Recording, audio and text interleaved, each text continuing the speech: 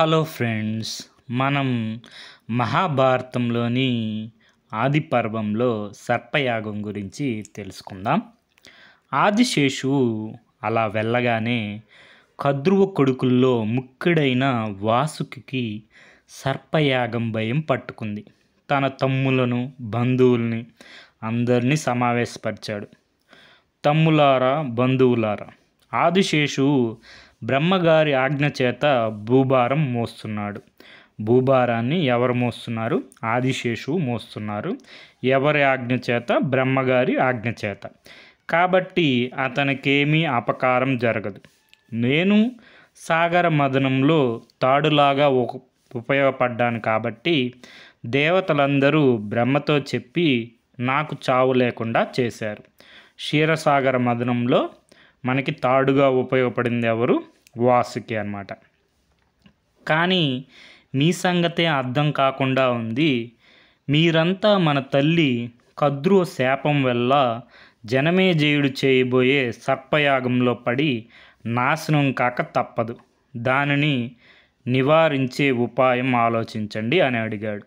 పాములందరికీ తల్లి ఎవరు? కద్రువ అన్నమాట. సర్పయాగం ఎవరు చేశారు? జనమేజయుడు.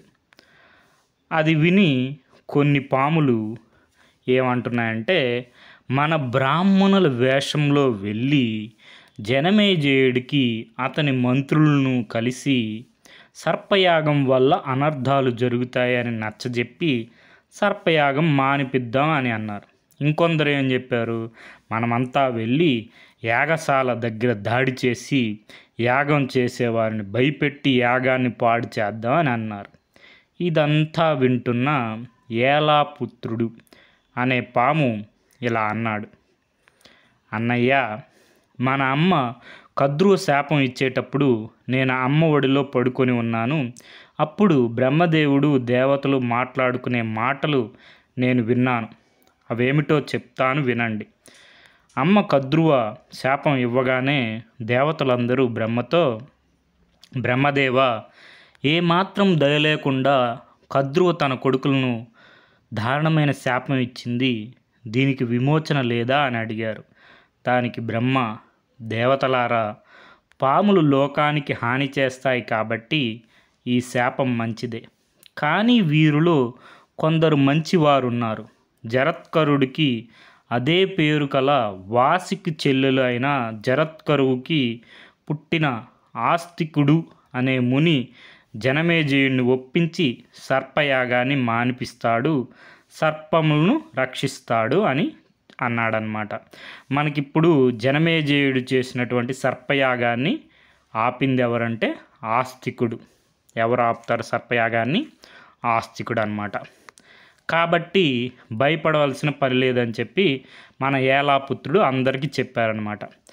వాసుకి మిగిలిన పాములు ఏలాపుత్రుడు చెప్పిన ఆ మాటలకు సంతోషించాయన్నమాట.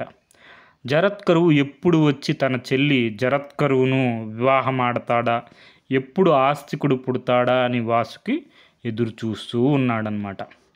జరత్కరువు గురించి తెలుసుకుందాం. జరత్కరువు ఒక మహాముని. అతను పెళ్లి చేసుకోకోకుండా బ్రహ్మచర్యాన్ని పాటిస్తున్నాడు. మనకి చెప్పుకున్నాం కదా, వర్ణాశ్రమ ధర్మాలు 4 ఉంటాయి. దాంట్లో బ్రహ్మచర్యం, తర్వాత గృహస్థు, వానప్రస్థం, తర్వాత సన్యాసం అన్నమాట. ఒకరోజు ఆ జరత్కరువు ఒక నీటి మడుగు దగ్గరకు వెళ్ళాడు. అక్కడ కొన్ని రెల్లుగడ్డి దుబ్బలు కనిపించాయి. అందులో ఒక రెల్లుగడ్డి మొదలను ఎలుకలు కొరికివేశాయి. కేవలం ఒక వేరు ఆధారంగా ఉన్నాయి. ఆ రెల్లు దుబ్బలను పట్టుకొని కొంతమంది ఋషులు వేలాడుతున్నారు. వారిని చూచి జరత్కరువు ఆశ్చర్యపోయాడు. మహాత్ములారా, ఇదేమి తపస్సు, ఇలా తలకిందులుగా వేలాడుతున్నారు అని అడిగాడు. దానికి ఆ మహర్షులు ఇలా చెప్పారన్నమాట.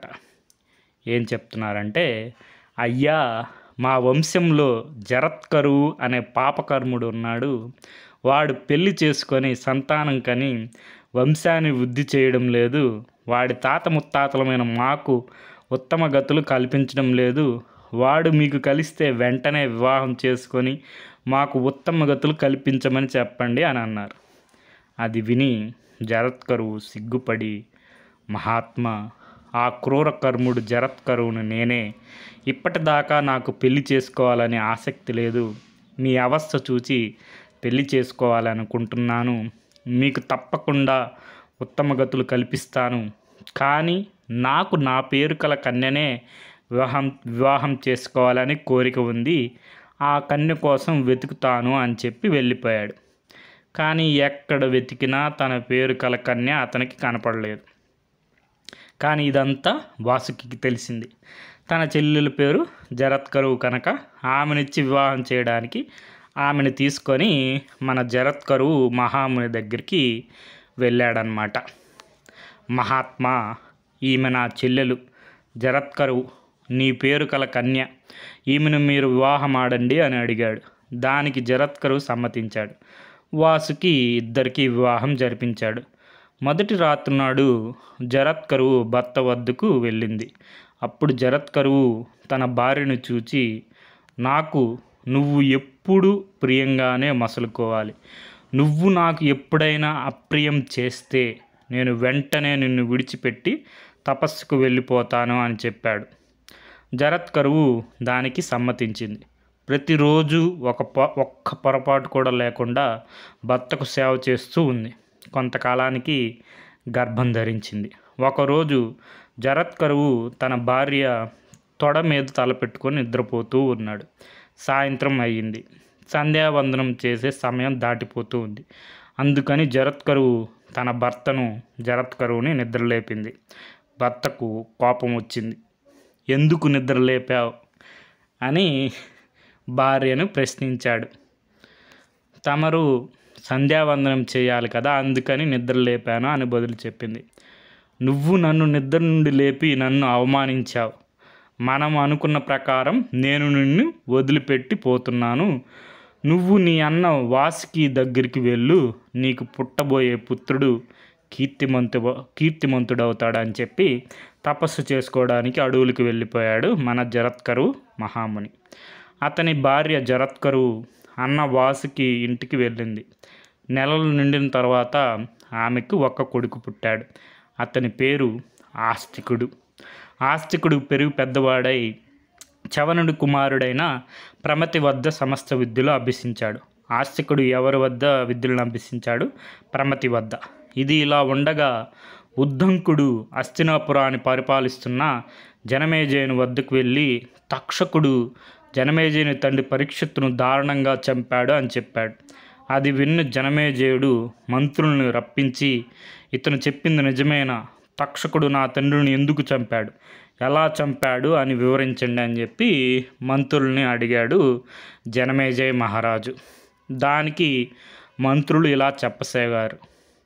మనకి ఇవన్నీ నోట్ చేసుకోండి. అర్జుని కుమారుడు అభిమన్యుడు అనమాట. అర్జునికి సుభద్రకు పుట్టిన కుమారుడు అభిమన్యుడు. అభిమన్యుడు భార్య ఉత్తరకు అభిమన్యునికి జన్మించిన వాడు పరీక్షిత్తు, అంటే తమరి తండ్రి గారు జనమేజయ మహారాజు తండ్రి గారు పరీక్షిత్తు అనమాట. పరీక్షిత్తు మహారాజు వేట అంటే మక్కువ ఎక్కువ. ఒకరోజు పరీక్షిత్తు వేటకు వెళ్ళాడు. ఒక మృగాన్ని చూచాడు. దాన్ని తరుముతూ చాలా దూరం వెళ్ళాడు. ఒక ఆశ్రమంలోకి ప్రవేశించాడు. అది శమిక మహర్షి ఆశ్రమం. ఆ సమయంలో శమికుడు మౌనవ్రతంలో కళ్ళు మూసుకొని తపస్సు చేసుకుంటూ ఉన్నాడు. పరీక్షిత్తు శమికుడిని చూచి, మహాత్మా, నేను వేటాడుతున్న మృగం ఈ వైపు వచ్చినదా అని అడిగాడు. మౌనవ్రతంలో ఉన్న శమికుడు జవాబు చెప్పలేదు. దానికి పరీక్షిత్తుకు కోపం వచ్చింది.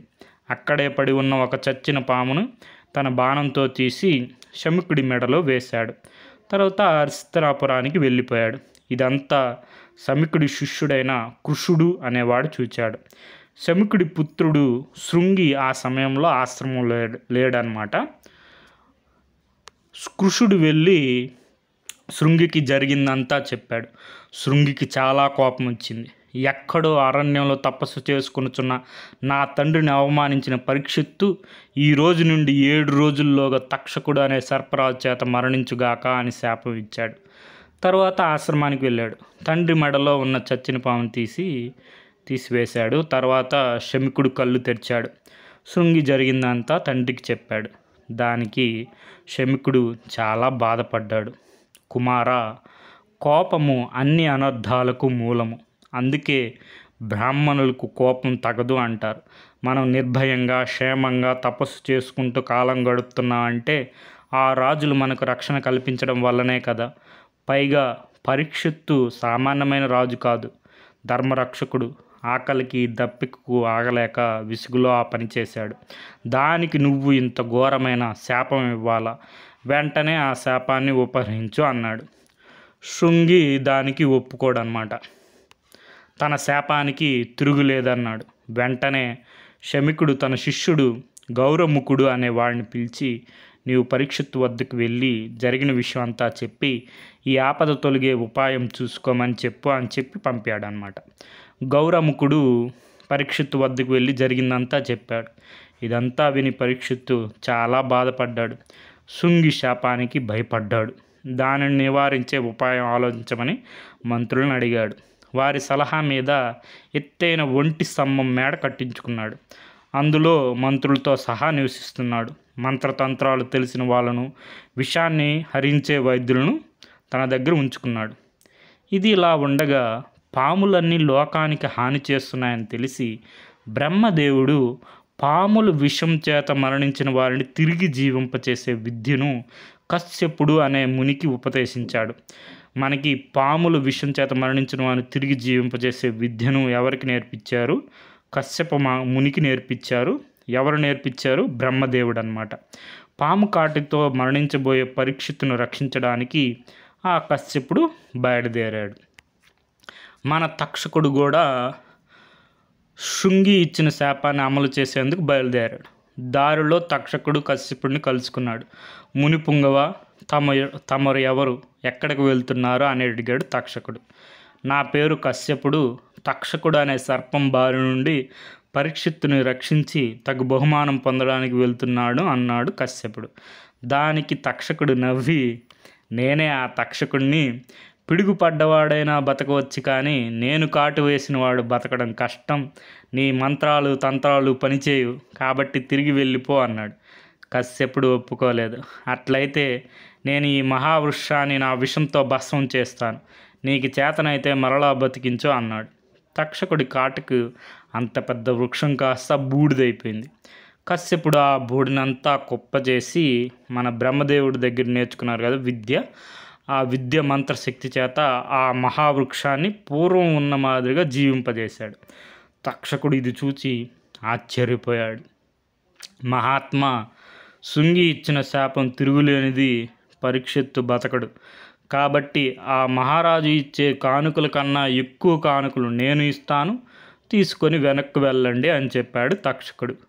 కశ్యపుడు జరగబోయేదాన్ని దివ్య దృష్టితో తెలుసుకొని తక్షకుడు ఇచ్చిన కానుకలను తీసుకొని వెనక్కి వెళ్ళాడు.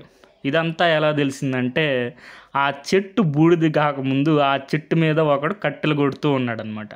చెట్టుతో కూడా వాడు భస్మయ్యాడు. కశ్యపుని మంత్రశక్తితో చెట్టు తిరిగి బతికినప్పుడు వాడు బతికాడు. వాడు హస్తినాపురానికి వచ్చి జరిగిందంతా అందరికీ చెప్పాడు. అలా కశ్యపుడు వెళ్ళిపోయిన తర్వాత తక్షకుడు కొందరు సర్పకుమారులను పిలిచాడు. వారందరికీ బ్రాహ్మణ కుమారుల వేషం వేశాడు. అందరికీ పూలు పండ్లు ఇచ్చాడు. అందులో ఒక పొలంలో నల్ల క్రిమిలాగా దాక్కున్నాడు. ఆ పళ్ళను తీసుకుని వెళ్ళి జనమేజయునికి ఇమ్మని సర్పకుమారులకు చెప్పాడు. తక్షకుడు చెప్పినట్టు సర్పకుమారులు పూలు పండ్లు తీసుకొని పరీక్షిత్తు మహారాజు వద్దకు వెళ్ళారు. ఆ బ్రాహ్మణ కుమారులు చూచి పరీక్షిత్తు వారందరినీ సాదరంగా ఆహ్వానించాడు. వారు ఇచ్చిన పళ్ళను పూలను స్వీకరించాడు. కొన్ని ఫలాలను అక్కడున్న మంత్రులకు కూడా ఇచ్చాడనమాట. తాను ఒక పండు తీసుకొని దాన్ని ఒలిచాడు. అందులో నల్లని క్రిమిలాగా దాక్కున్న తక్షకుడు బయటకు వచ్చాడు. ఆ నల్లని క్రిమి చూస్తూ ఉండగానే విషాగ్నులు చిమ్ముతూ పెద్దదిగా అయింది. తక్షకుడు పరీక్షిత్తును కాటు వేశాడు. ఇది చూచి అక్కడ ఉన్న మంత్రులు, సేవకులు అందరూ పారిపోయారు.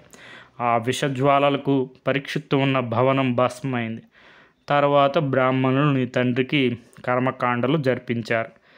కానీ ఓ జనమేజయ మహారాజా, ఇది యుక్తము కాదు అని కూడా తలుచకుండా ఆ తక్షకుడు ఒక బ్రాహ్మణుడి ప్రేరణతో నీ తండ్రి మరణానికి కారకుడయ్యాడు. కాబట్టి నువ్వు కూడా బ్రాహ్మణులు రావించి సర్పయాగం చేయమంటాడనమాట. సర్పయాగం చేసి తక్షకుడితో సహా పాములన్నిటిని అంతం చేయని మంత్రులు జనమేజయునికి వివరించారు. ఇదంతా విని జనమేజయుడు మండిపడ్డాడు. తన తండ్రిని దారుణంగా చంపిన తక్షకుడి మీద ప్రతీకారం తీర్చుకోవాలనుకున్నాడు. ఋత్విక్కులను పిలిచి సర్పయాగం చేయడానికి ఏర్పాట్లు చేశాడు. సర్పయాగం చేయడానికి ఒక యాగశాలను నిర్మించాడు. తన భార్య వపుష్టమతో యాగం చేయడానికి సిద్ధమయ్యాడు. జనమేజయ మహారాజు యొక్క భార్య ఎవరు? వపుష్టమ. ఇంతలో ఒక వాస్తు విద్యా నిపుణుడు జనమేజయతో ఇలా పలికాడు: ఓ జనమేజయ మహారాజా, సర్పయాగం చేయాలనే నీ సంకల్పం మంచిదే, కానీ ఈ యజ్ఞం పూర్తి కాదు, మధ్యలో ఆగిపోతుంది అని చెప్పాడు. కానీ ఆ మాటలు జనమేజయ మహారాజు వినలేదు. వ్యాసుడు, వైశంపాయనుడు మొదలైన మహామునుల సమక్షంలో యాగం చేయ తలపెట్టాడు. సర్పయాగం మొదలైంది. ఋత్విక్కులు మంత్రాలు పలుకుతూ పాములన్నింటినీ పిలుస్తున్నారు. అప్పుడు పాములన్నీ వచ్చి మన అగ్నిహోమంలో పడి మరణిస్తూ ఉన్నాయన్నమాట, భస్మం అయిపోతున్నాయి. ఇదంతా చూసి తక్షకుడు భయంతో తల్లడిల్లిపోయాడు. ఇంద్రుడి వద్దకు వెళ్ళి, దేవేంద్ర, నన్ను కాపాడు అని అడిగాడు. ఇంద్రుడికి బ్రహ్మగారు కొన్ని పాములకి అభయం ఇచ్చిన విషయం తెలుసు. అందుకే తక్షక, నీకేం భయం లేదు అని చెప్పాడు. అన్ని పాములు వస్తున్నాయి, కానీ తక్షకుడు రావడం లేదు. తక్షకుడు ఇంద్రుని ఆశ్రయం పొందినట్టు తెలిసింది. అందుకే ఋత్విక్కులు ఇంద్రుడితో సహా తక్షకుడు వచ్చిగాక అని మంత్రాలు చదవసాగారు. ఇది విని ఇంద్రుడు భయపడ్డాడు. తక్షక, నీ దారి నువ్వు వెళ్ళు, నేను నిన్ను రక్షించలేను అని తక్షకుడిని స్వర్గం నుండి పంపేశాడు. సర్పయాగంలో పడడానికి తక్షకుడు ఆకాశంలో తిరుగుతూ ఉన్నాడు. ఇది ఇలా ఉండగా పెద్ద పెద్ద పాములన్నీ సర్పయాగ హోమగుండంలో పడి మరణించడం చూసి వాసుకి భయపడ్డాడు. తన చెల్లెలు జరత్కరుని పిలిచి, అమ్మా, చూచావా, పాములన్నీ జనమేజయుడు చేస్తున్న సర్పయాగంలో పడి చనిపోతున్నాయి. దీని పరిష్కారం నువ్వే చేయాలి. అందుకే నిన్ను నీ పేరు కల జరత్కరునికిచ్చి వివాహం చేశాను. బ్రహ్మగారి వాక్కు ప్రకారం మీ ఇరువురికి పుట్టిన కుమారుడు ఆస్తికుడు ఈ సర్పయాగాన్ని నివారిస్తాడు. అందువల్ల నీ కొడుకుని ఆస్తికుడిని పంపి ఆ యాగాన్ని నిలుపు చెయ్యి అని కోరాడు. ఇది విన్న జరత్కరు ఆస్తికుడిని పిలిచి, కుమారా, నీ మేనమామ వాసికి కోరిక విన్నావు కదా, నీవు వెంటనే వెళ్ళి సర్పయాగాన్ని ఆపు చేయము అని చెప్పింది. దానికి ఆస్తికుడు సరే అన్నాడు. వాసుకుని భయపడవద్దని చెప్పి వెంటనే జనమేజయుని వద్దకు వెళ్ళాడు. ఆస్తికుడిని చూచి జనమేజయుడు అతన్ని సాదరంగా ఆహ్వానించాడు. అతిథి మర్యాదలు చేశాడు. జనమేజయ మహారాజా, నీ పూర్వీకులైన మాంధాత, రఘువు, దశరథుడు, రాముడు, ధర్మరాజు మొదలైన మహారాజుల్లో ఉన్న ఉత్తమ గుణాలన్నీ నీలో ఉన్నాయి. నీవు యజ్ఞయాగాలు చేసి పునీతుడివైనావు. ఇప్పుడు నువ్వు చేస్తున్న సర్పయాగం నిర్వహిస్తున్నవారు సమస్త శాస్త్రాలు ఎరింగినవారు. వైశంపాయనుడు, వ్యాసుడు మొదలైన మహామునులు నీ యాగానికి వచ్చారంటే ఆ యాగం ఎంత గొప్పది. నీకు అన్ని శుభములు కలుగుగాక అని జనమేజయ మహారాజును పొగిడాడు. దానికి జనమేజయుడు సంతోషించి, మహాత్మా, మీకు ఏం కావాలో కోరుకొనుడు, తప్పక ఇచ్చేదను అని అన్నాడు. అప్పుడు ఆస్తికుడు, జనమేజయ మహారాజా, నీవు వెంటనే ఈ సర్పయాగాన్ని ఆపు చేయము, నాకు బంధువులైన పాములను కాపాడుము అని కోరాడు. జనమేజయుడు ఆలోచనలో పడ్డాడు. కానీ అక్కడున్న ఋత్వికులు, బ్రాహ్మణులు, మహారాజా, ఆస్తికుడు గొప్ప తపస్వి, తగినవాడు కాబట్టి అతను కోరినట్టు ఈ సర్పయాగాన్ని ఆపించండి అని చెప్పారు. అటు ఆస్తికుని కోరిక, ఇటు సకల బ్రాహ్మణుల ప్రార్థనలు మన్నించి జనమేజయుడు సర్పయాగాన్ని ఆపించాడు. సర్పయాగంలో పడడానికి సిద్ధంగా ఉన్న తక్షకుని చూచి ఆస్తికుడు, ఓ తక్షక, నిలువుము, సర్పయాగం ఆగిపోయింది, మరలి పొమ్ము అని అరిచాడు. బతుకు జీవుడా అంటూ తక్షకుడు నాగలోకం వెళ్ళిపోయాడు. ఆస్తికుడు సర్పయాగాన్ని ఆపించినందుకు, మిగిలిన పాములను కాపాడినందుకు యాగశాలలోని వారంతా సంతోషించారు, ఆస్తికుడిని ప్రశంసించారు. మహాభారతం ఆది పర్వం, ద్వితీయ శ్వాసం అన్నమాట. సో మనకి దీనికి మూలం వచ్చి మహాభారతం, తెలుగు అనుసరణ వచ్చి కవిత్రయం పాదరేణువు గారు, మొదలు వెంకట సుబ్రహ్మణ్యం గారు okay friends, thank you for watching.